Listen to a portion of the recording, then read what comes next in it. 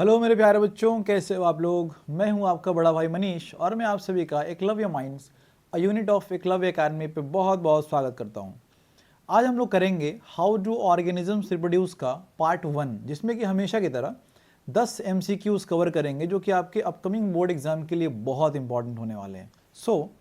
चलो बेटा, आपका काम ये होने वाला है कि आप वीडियो पॉज करके हर एक क्वेश्चन को सॉल्व करो और उसके बाद सॉल्यूशन का इंतज़ार करिए। आज के पहले क्वेश्चन को हम देखेंगे मेरे प्यारे बच्चों। सवाल ये है कि जो अमीबा होता है बेटा, ये फेवरेबल कंडीशन में किस तरीके से रिप्रोड्यूस करता है। फर्स्ट ऑफ ऑल हमें समझना पड़ेगा कि फेवरेबल कंडीशन का मतलब क्या होता है और अनफेवरेबल का मतलब क्या होता है। बेटा, फेवरेबल कंडीशन का मतलब है कि जब ऑर्गेनिज्म को सर्वाइव करने के लिए हर चीज़ ऑप्टिमम है, जैसे कि पीएच ऑप्टिमम है, उसे टेम्परेचर बिल्कुल परफेक्ट में जो उसको चाहिए डेवलपमेंट के लिए, और साथ ही साथ मान लो कि बेटा उसको न्यूट्रिएंट्स भी प्रॉपर मिल रहे हैं, तो हम बोले हैं कंडीशन फेवरेबल है। लेकिन मान लो कि अगर कंडीशन अनफेवरेबल रहे तो ना तो उसे प्रॉपर न्यूट्रिएंट्स मिलेंगे, ना प्रॉपर टेम्परेचर मिलेगा, ना प्रॉपर न्यूट्रिशन मिलेगा, हो सकता है कि बहुत एक्सेसिव प्रेशर वगैरह कुछ ये भी प्रॉब्लम्स रही, तो ये कंडीशन अनफेवरेबल कहलाती है। तो सवाल ये है कि अमीबा कैसे रिप्रोड्यूस करता है। मेरे प्यारे बच्चों, यहाँ देखो, मैं आपको एक डायग्राम से समझाने की कोशिश कर रहा हूँ। यहाँ देखो, जो ऊपर में आपको ये डायग्राम नजर आ रहा है रिप्रोडक्शन, ये फेवरेबल कंडीशन में है, और जो नीचे है ये अनफेवरेबल कंडीशन के लिए है। ज़रा ध्यान से देखो बेटा, फेवरेबल कंडीशन में क्या हो रहा है कि सबसे पहले हमारे पास एक अमीबा है। अमीबा का न्यूक्लियस डिवाइड हो रहा है। पहले तो न्यूक्लियर डिवीजन हो रहा है, इसको हम लोग बोलते हैं बेटा कैरियोकाइनेसिस। न्यूक्लियस के डिवाइड करने को कहते हैं। फिर क्या हुआ, इसका साइटोप्लाज्म डिवाइड कर गया। This process is known as cytokinesis. और उसके बाद से फाइनली हमें दो डॉटर अभी भी मिल गए, तो एक से बन गया दो, इसीलिए बेटा हम लोग कहते हैं इसे बाइनरी फिजन, जो कि बिल्कुल फेवरेबल कंडीशन में होने वाला है। बट अगर कंडीशन अनफेवरेबल रहा तो क्या होगा।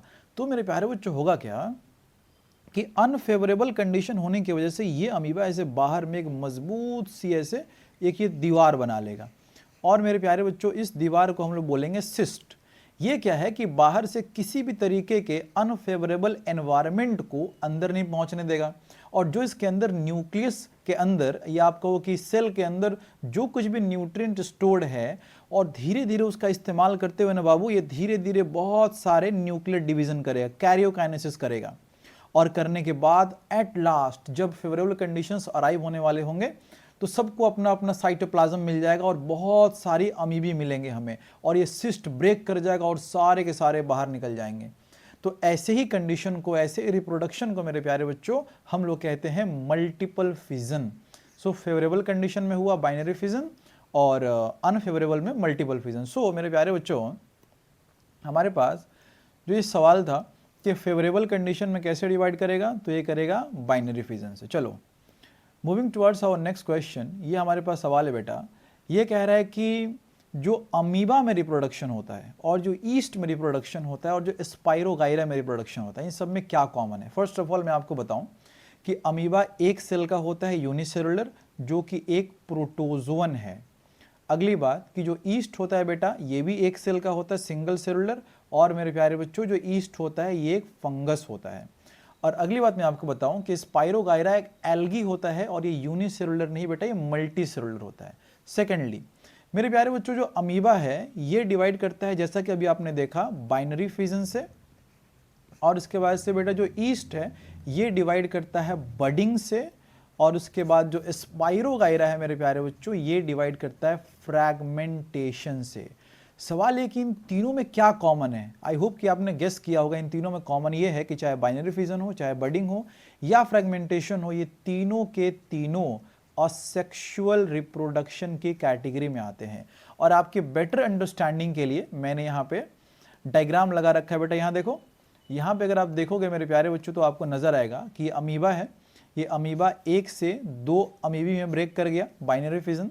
जो ईस्ट है इसने यहाँ पे देखो बेटा ये बड बना रहा है, बाद में बड यहाँ से अलग हो गया और फाइनली हमें डॉटर सेल्स मिल गए, इसे कहते हैं बेटा हम लोग बडिंग।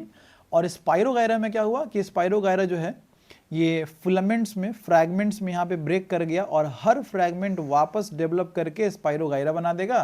तो इस प्रोसेस को बेटा हम लोग कहते हैं फ्रैगमेंटेशन। यहाँ पे साफ साफ लिखा हुआ है कि चाहे अमीबा में बाइनरी फिजन हो या फिर ईस्ट में बडिंग हो, या फिर स्पाइरोगाइरा में फ्रेगमेंटेशन हो, ये तीनों के तीनों असेक्सुअल रिप्रोडक्शन के टाइप्स हैं।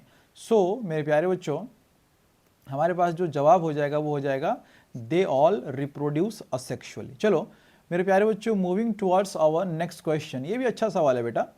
ये कहता है कि फ्रूट्स किस चीज़ से बने होते हैं। अब देखो बेटा, मेरे पास इसका एक सिंपल सा जवाब है, आप जानते होंगे कि फ्रूट्स बनता है ओवरी से। लेकिन बेटा मेरा काम बस इतना नहीं है कि आपको जवाब दे के टिक लगा के आगे बढ़ जाऊँ, मैं आपको इसको अच्छे से समझा रहा हूँ। ध्यान से सुनो बेटा, असल में क्या होता है फ्लावर में जब फर्टिलाइजेशन होता है, फर्स्ट ऑफ ऑल आपको समझना पड़ेगा फर्टिलाइजेशन का मतलब क्या है। इसका मतलब ये कि फ्लावर में जब एक मेल गैमेट फर्टिलाइज करता है फीमेल गैमेट से या फिर एग से, तो हमें मिलता है जाइगोट। लेकिन इस फर्टिलाइजेशन के बाद एक फ्लावर में, एक प्लांट में बहुत कुछ बदल जाता है। अब सवाल ये कि सर आप मेरे को ज़रा ये बताओ कि इस फ्लावर में क्या क्या बदल जाएगा। अब इस चीज़ के लिए बेटा मैंने आपके लिए एक पूरी की पूरी यहाँ पे चार्ट बना रखी है। इसमें सारे के सारे जो ट्रांसफॉर्मेशंस हैं आपके सामने। फर्स्ट ऑफ ऑल जो यहाँ पे आपने देखा कि जो ओवरी है बेटा, ये बन जाता है फ्रूट, और साथ ही साथ उसके अंदर जो ओव्यूल है ओवरी के अंदर, ये ओव्यूल बन जाएगा सीड। और ओव्यूल की जो दीवार है, आउटर इंटेगमेंट हो इनर इंटेगमेंट है, अब जैसा कि आपने देखा कि ओव्यूल अगर सीड बनेगा तो जो ओव्यूल की दीवार है वो सीड की दीवार बन जाएगी। तो आउटर इंटेगमेंट बेटा बनेगा आउटर सीड कोट, जिसे आप टेस्टा बोलेंगे, और जो इनर इंटेगमेंट है वो बनेगा इनर सीड कोट, जिसे आप टेगमेन बोलेंगे। अगर आप डायग्राम में देखना चाहो बेटा, यहाँ देखो कि ये जो हिस्सा है ये इनर इंटेगमेंट है, और ये जो हिस्सा है बेटा ये आउटर इंटेगमेंट है, और ये पूरा का पूरा हिस्सा बाबू ये है ओव्यूल। तो ओव्यूल बन जाने वाला है क्या बेटा, ये बताओ बेटा। ओव्यूल बन जाएगा हमारे पास सीड आने वाले समय में। अगला देखो बेटा, ओवरी की जो दीवार है, बाहर की ओवरी की दीवार, अभी आपने देखा कि ओवरी बनेगा फ्रूट, तो ओवरी की जो दीवार है वो फ्रूट की दीवार बन जाएगी, ये पेरिकार्प। और जितने भी इसमें एंटीपोडल्स हैं, सर ये एंटीपोडल्स कहाँ होते हैं बाबू, ये देखो ये एम्ब्रियो सैक में यहाँ पे बाबू ये एंटीपोडल्स है। मैं आपको दूसरे कलर से दिखा रहा हूँ, देखो बेटा यहाँ पे ये जो आपको नजर आ रहा है बाबू, ये एंटीपोडल्स हैं। ये जो आपको नजर आ रही हैं सिनर्जिड्स हैं। तो एंटीपोडल्स भी मर जाएंगे, सिनर्जिड्स भी दोनों के दोनों मर जाएंगे। तो ये दोनों के दोनों भाई हो गए डिजेनरेट। अगला कि सर उसमें जो स्टिग्मा स्टाइल का पार्ट, मान लो कि सर आपने कहा कि ओवरी फ्रूट बनेगा, लेकिन स्टिग्मा स्टाइल क्या होगा बेटा, ये भी मर जाएगा। स्टामिन हो, सेपल्स हो, पेटल्स हो, सब जो है ना धीरे धीरे झड़ जाएंगे, कुछ नहीं बचेगा उसमें। तो ये सारी की सारी ट्रांसफॉर्मेशन थी फर्टिलाइजेशन के बाद। तो यहाँ पे हमारा आंसर क्या होगा बेटा, हमारा आंसर हो गया बाबू ओवरी। ठीक है, कि फ्रूट जो है ये ओवरी से बनेगा। चलिए moving towards our next question. मेरे प्यारे बच्चों, सवाल है अपने पास कि रिप्रोडक्शन, ये बड़ा अच्छा सवाल है, reproduction is essential for living organisms in order to. अब जरा आप इस बात को समझो बड़े गहराई से। ये सवाल को जब भी मैं देखता हूँ, मेरे को अपने बचपन के एक अंकल याद आते हैं। वो हमेशा बार बार मेरे से पूछा करते थे कि बेटा बड़े होके क्या बनोगे। मेरा एक दिन दिमाग खराब हुआ, मैं बोला कि अंकल मैं बड़ा होके पापा बनूंगा। उसके बाद से उन्होंने पूछना ही छोड़ दिया। खैर, तो सवाल यहाँ पे ये है कि reproduction is essential for living organisms in order to. जरा एक बात समझो, सपोज कि हमारे पास एक आदमी है, सपोज इस आदमी का नाम है बेटा रामलाल। अब एक बात बताओ, अगर ये आदमी रिप्रोड्यूस ना करे, बोले कि भाई मैं तो शादी नहीं करूंगा, मैं रिप्रोडक्शन ही नहीं करूंगा, तो आप बताओ क्या रामलाल जिंदा रहेगा नहीं रहेगा? ऑफ कोर्स रहेगा यार, रामलाल तो जिंदा ही रहेगा, इसे कोई दिक्कत नहीं, खुश भी रहेगा। भाई शादी नहीं करेगा तो ऑफ कोर्स खुश ही रहेगा, तो जिंदा भी रहेगा। लेकिन सोचो कि अगर सारी की सारी पॉपुलेशन ही रामलाल हो जाए तो फिर क्या होगा? फिर तो प्रॉब्लम हो जाएगी ना। फिर तो धीरे धीरे अर्थ पर से इंसानों की पॉपुलेशन खत्म हो जाएगी, फिर तो बाकी जानवर जितने भी जीव जंतु खुश रहने लगेंगे। लेकिन ऐसा तो हम लोग होने देंगे नहीं। इसका मतलब यह है बेटा कि रिप्रोडक्शन एक इंसान के जिंदा रहने के लिए या एक ऑर्गेनिज्म के जिंदा रहने के लिए कोई ज़रूरी नहीं है, लेकिन एक स्पीसीज को बनाए रखने के लिए बहुत ज़रूरी है।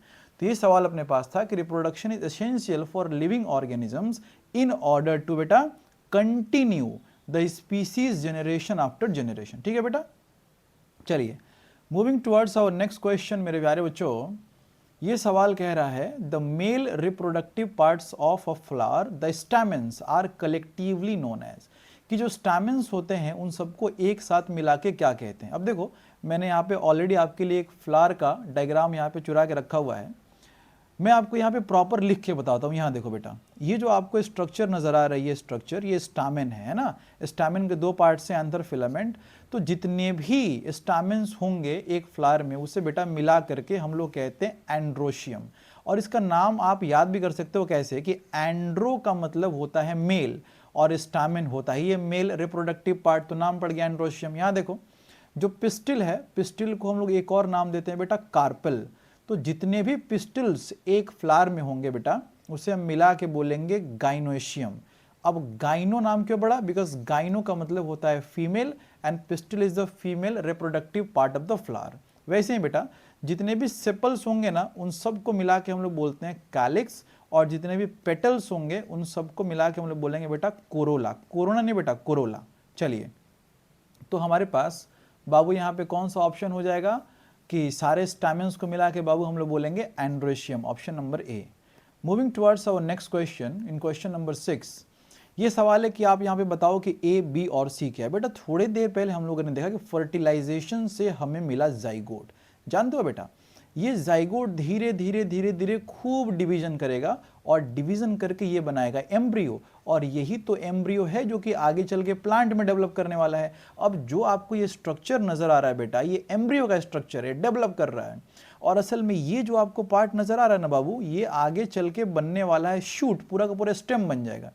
और ये जो पार्ट आपको नजर आ रहा है ये आगे चल के बनने वाला पूरा का पूरा रूट सिस्टम। लेकिन फिलहाल तो अभी ये शूट नहीं है, फिलहाल अभी ये रूट भी नहीं, तो क्या फिर ये बेटा इस पार्ट को हम लोग बोलते हैं प्लीम्यूल। सो ए बेटा हो गया प्लीम्यूल।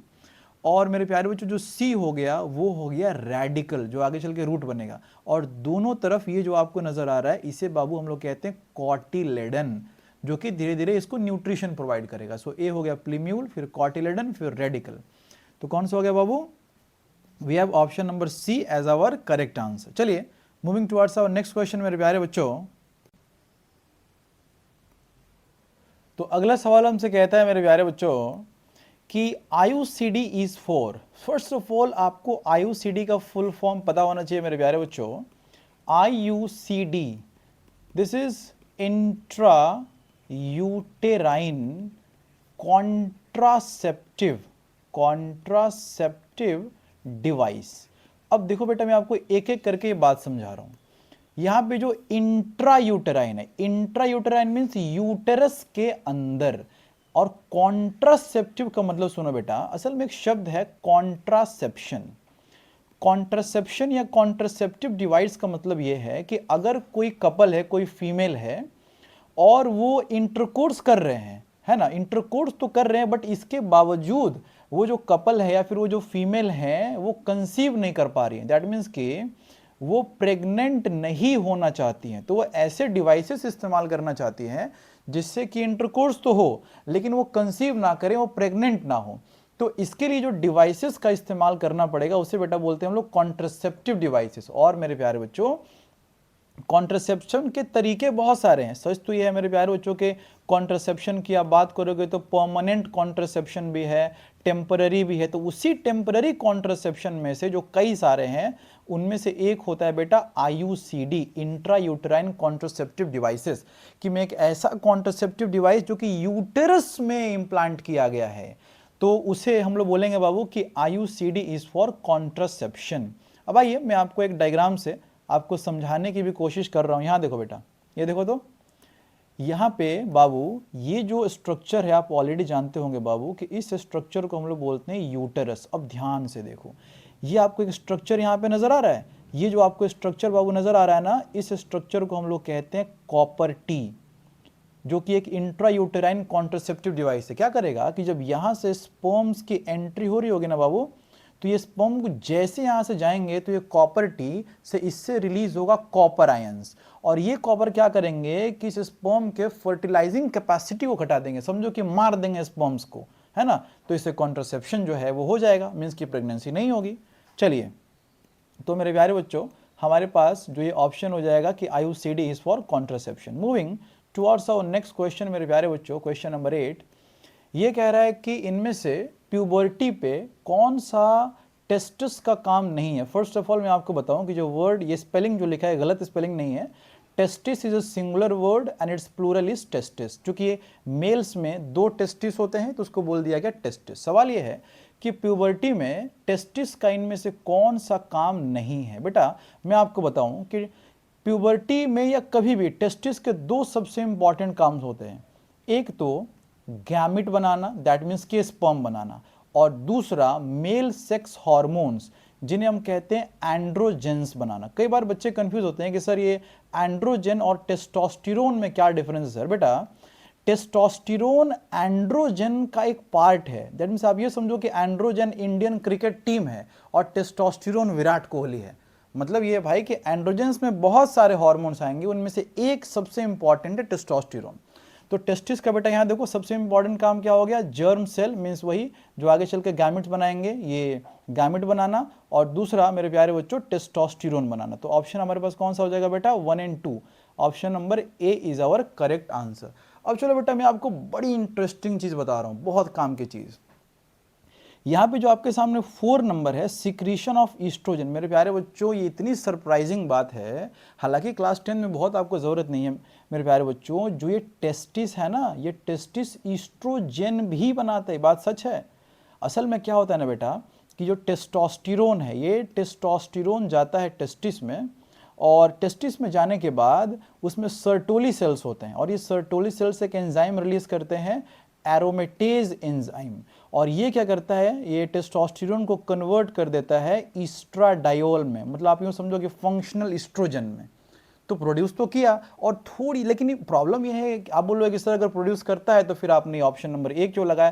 क्योंकि बेटा ईस्ट्रोजन की मात्रा जो हमारे बॉडी में प्रोड्यूस होती है वो बहुत कम होती है, इसलिए हम इसे इग्नोर कर सकते हैं। So option number A is our correct answer. Moving towards our next question मेरे प्यारे बच्चों, ये कह रहा है कि एड्स एक डेडली डिजीज है जो कि कौन से ऑर्गेनिज्म से होती है। फर्स्ट ऑफ ऑल मैं आपको बताऊं कि ये गलती से डेडली नहीं लिखा गया बेटा। मामला ये है कि जो एड्स डिजीज है, एड्स इज एन अनक्योरेबल डिजीज। अनक्योरेबल कि एक बार अगर किसी को एड्स हो गया वो ठीक नहीं हो सकता, उस व्यक्ति को मरना ही मरना है बीमारी से, है ना।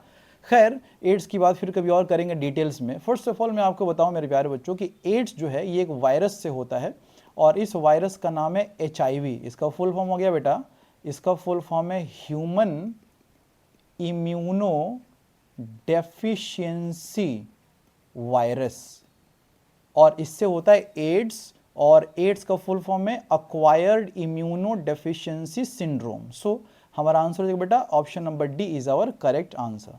चलिए आज के लास्ट क्वेश्चन की ओर हम लोग बढ़ते हैं बाबू। सवाल ये है बेटा कि फीमेल्स में जो ये ओविडक्ट है, अब ओविडक्ट आपको अगर ना पता हो बाबू तो फीमेल में अगर आपने फेलोपियन ट्यूब सुना हो तो फेलोपियन ट्यूब को ही ओविडक्ट्स कहते हैं। तो कह रहा है कि अगर वुमेन में फेलोपियन ट्यूब के एक छोटे से हिस्से को रिमूव कर दिया गया सर्जिकली और वापस से उसको समझो कि उसको कट करके बांध दिया गया, इस प्रोसेस को क्या बोलेंगे। देखो बेटा मैं आपको यहाँ पे डायग्राम में समझा रहा हूँ। अच्छा अभी आपने एक चीज़ सुना, मैंने थोड़ी देर पहले आपसे कहा मेरे प्यारे बच्चों कि जो कॉन्ट्रासेप्शन है इसके 2 तरीके होते हैं, एक तो परमानेंट मेथड और एक टेम्पररी मेथड। बेटा परमानेंट मेथड 2 तरीके के होते हैं। अगर आप बात करोगे फीमेल्स में तो फीमेल्स में बेटा इसे हम लोग बोलेंगे ट्यूबेक्टॉमी, और अगर आप बात करेंगे मेल्स में तो हम लोग बोलेंगे बाबू इसे वैसेक्टॉमी। परमानेंट है भाई, एक बार कॉन्ट्रासेप्शन हो गया तो लंबे वक्त के लिए हो गया, हमेशा के लिए हो गया। यहाँ देखो बेटा क्या करते हैं, यहाँ पे मेल्स में अगर बात करें तो मेल्स में ये हो गया टेस्टिस और यहाँ से ये निकल के जा रहा है वास्ट डिफरेंस। क्या करेंगे ना कि वास्ट डिफरेंस यहाँ से मान लो कि ये सीजर से काट देंगे, फिर काट के इसको बांध देंगे। या फिर यहाँ देखो बेटा यहाँ पे क्या करेंगे कि फेलोपियन ट्यूब यहाँ से कट कर देंगे और कट करके इसको बांध देंगे। तो फीमेल्स में बाबू इसे बोलेंगे ट्यूबेक्टॉमी और मेल्स में बोलेंगे वैसेक्टॉमी। मैं आपको याद कराता हूँ कैसे आपको याद होगा, ध्यान सुनो बेटा। टॉमी से आप याद रखना बेटा, टॉमी किसका कॉमन नेम है, कुत्तों को टॉमी बोलते हैं। और कुत्तों से हमें प्रॉब्लम क्यों है, क्योंकि कुत्ते बेचारे कट लेते हैं, कट। और ट्यूब, ट्यूब से हो गया फेलोपियन ट्यूब, तो कुत्ते जो है ना वो काट लेंगे किसको भाई, फेलोपियन ट्यूब को। तो ट्यूबेक्टॉमी मतलब कि फीमेल्स में फेलोपियन ट्यूब को कट करके टाई करने को बोलेंगे ट्यूबेक्टॉमी। और वही मेल्स में सेम, यहाँ पे कुत्ते क्या काटने वाले भाई, वैस डिफरेंस। हालांकि रियल में से नहीं होगा, टेंशन मत लो, दहेज मिलेगा आपको। तो यहाँ से कटेंगे वो वैस डिफरेंस कट करेंगे। तो वैस डिफरेंस जब कट करेंगे मेरे प्यारे बच्चों और कट करके उसको टाई कर देंगे बाद में, उसे बोलेंगे वैसेक्टॉमी। यहाँ पे देखो कट करने के बाद आपको कैसा नजर आने वाला है मेरे प्यारे बच्चों। कट करेंगे, यहाँ देखो वैस डिफरेंस को कट करके बांध दिया, इसे हम लोग बोलेंगे वैसेक्टॉमी। या फ्लोपियन ट्यूब कट करके बांध दिया, इसे हम लोग बोलेंगे बेटा ट्यूबेक्टॉमी। ठीक है। सो मेरे प्यारे बच्चों, जो हमारा सवाल था ओरिजिनली, सवाल ये था कि अगर फ्लोपियन ट्यूब को कट करके टाई किया गया तो क्या बोलेंगे बेटा, इसे बोलेंगे ट्यूबेक्टॉमी। सो मेरे प्यारे बच्चों, इसी के साथ आज का सेशन समाप्त होता है। सो उम्मीद है बेटा आपको कुछ सीखने को मिली होगी। मिलते हैं नेक्स्ट वीडियो में। तो फिलहाल चलते हैं, फिर लौट के मिलते हैं। Thank you very much.